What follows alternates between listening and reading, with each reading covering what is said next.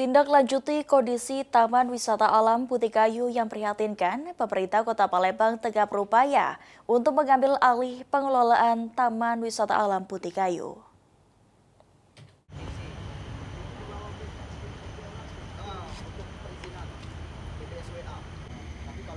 Pengelolaan Taman Wisata Alam TWA Putih Kayu Palembang dalam beberapa waktu terakhir menjadi sorotan pemerintah lantaran kondisinya yang memprihatinkan.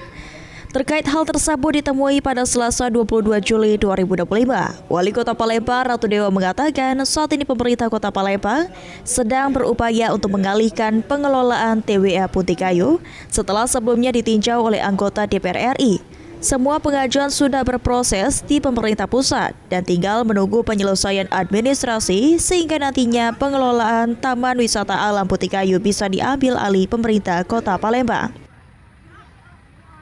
Putih Kayu lagi berproses sekarang, kemarin sudah ditinjau Pak Wakil dengan anggota DPR RI, tinggal persoalan administrasinya saja lagi. Itu akan dialihkan ke pemerintah Kota Palembang pengelolaannya, Pak? Insyaallah, mohon doanya. Ya.